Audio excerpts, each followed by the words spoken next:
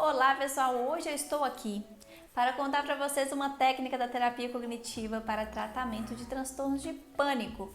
E para isso eu recorri aqui ao meu livro de terapia cognitivo-comportamental para transtornos de ansiedade. Ele é do David Clarke, do Aaron Beck. Ele é um bom livro aí para os meus amigos psis, fica aí uma dica boa para adquirir. E eu vou contar para vocês essa técnica, fica até o final do vídeo para você saber.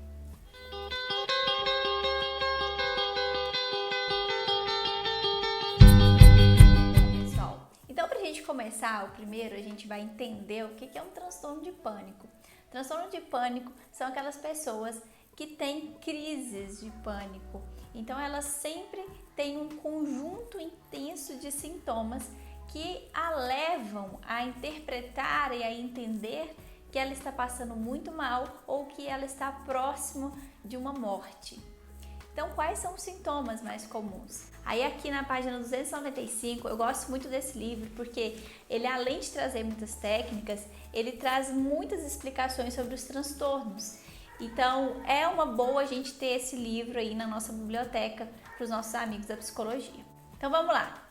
Aperto no peito, dor, palpitações cardíacas, falta de ar, sensação de sufocamento, sufocação, respiração irregular, náusea, cólica, dormência, formigamento, estar inquieto, estar tenso, sensação de estremecimento ou tremor. Eu já expliquei isso daqui, que eles começam a tremer o corpo inteiro como se estivesse com muito frio. Esquecimento, desatento, perda de concentração, sentimento de irrealidade, uma sensação de que está saindo de si ou que não está vivendo aqui nessa realidade. Todo esse conjunto de sintomas aparece de uma vezada só e a pessoa interpreta que ela está passando muito mal. Então, isso é uma crise de pânico. Uma crise de pânico não é só estar preocupado ou estar um pouco ansioso, é uma sensação muito intensa. Aí pode vir acompanhado de muito choro, pode chegar até um desmaio ou de muita preocupação e pânico, realmente, como o próprio nome diz. E na terapia cognitivo-comportamental, a gente sempre vai trabalhar a ideia de que o paciente precisa compreender esse ciclo que ele vive. Qual que é o ciclo da patologia? O que acontece com ele? Aí a gente vai aplicar um formulário que ele é bem legal justamente para que o paciente compreenda o seu ciclo, que é o ciclo vicioso do pânico. Então aqui vai ficar um pouquinho difícil para vocês verem, mas eu vou colocar aqui para vocês entenderem e isso é preenchido junto com o paciente. Então, se você sofre de transtorno de pânico, também é uma boa você acompanhar aí para preencher e conhecer o seu ciclo vicioso do pânico. O primeiro, a gente vai entender os gatilhos situacionais. O que desencadeia uma crise de pânico?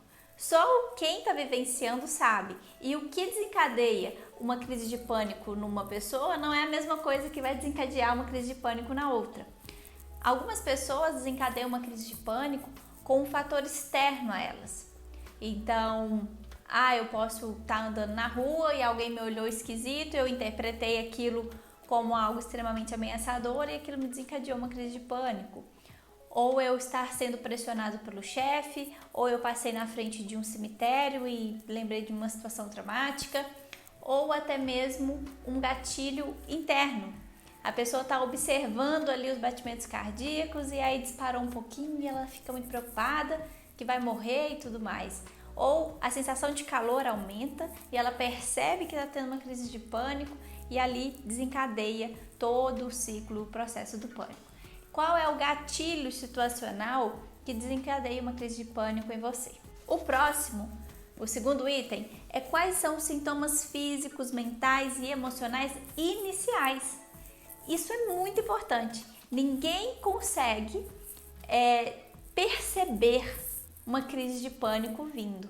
Então, quando o paciente consegue entender que a ansiedade ela não vem como um turbilhão de uma vezada só, quando ele entende que ela vai dando sinais de que vai aparecer, e aí ele consegue se controlar ali nos primeiros sinais, porque na hora da crise grave é bem complicado de controlar. Controlar nos primeiros sinais fica muito mais fácil. Quais são os pensamentos e imagens que causam ansiedade? Quais são os pensamentos apreensivos? Exemplo, a pessoa começou a perceber que está sentindo muito calor e que aquilo é ameaçador para ela, um pensamento poderia ser: ai, todo mundo vai perceber que eu estou ansioso, todo mundo vai ver que eu estou ansioso, ao perceber que eu estou ansioso vai me achar fraco. Ou ela começa a perceber um certo enjoo e aí interpreta: eu vou passar muito mal, vou passar mal na frente das pessoas e isso vai me trazer grande vergonha ou constrangimento. Então tem uma interpretação daqueles sintomas físicos, daqueles gatilhos que foi colocado naquele segundo quadrinho. O quadradinho são os principais sintomas progressivos. Então, o que acontece logo em seguida? Então, eu senti os sintomas desencadeando, depois eu comecei a interpretar e logo em seguida, o que veio? Logo em seguida veio um tremor intenso, uma sudorese intenso, logo em seguida veio uma sensação de perda de controle. Então, o que vem logo em seguida? Próximo são pensamentos e imagens de perigo. As catástrofes começam a aparecer ali na sua mente.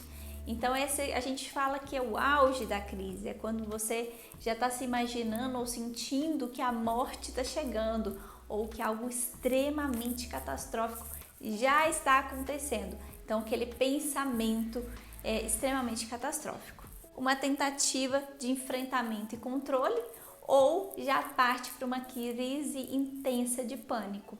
Então, são esses dois últimos caminhos aqui que é colocado, veja bem, ou uma tentativa de controle ou uma crise de pânico. E aí que vem o grande pulo do gato, que em psicoterapia a gente consegue desenvolver estratégias de enfrentamento e controle para não cair direto numa crise de pânico. Viu só, pessoal? Compreender o seu ciclo vicioso da crise de pânico é o caminho do sucesso. É isso que vai te ajudar a sair ou se livrar desse sintoma que é tão ruim, que é tão angustiante e faz muitas pessoas sofrerem. Espero que vocês tenham gostado do vídeo, gostado dessa técnica. Tentem aplicar aí e se você é um amigo psi também tenta aplicar porque vai fazer muito sentido. E até a próxima!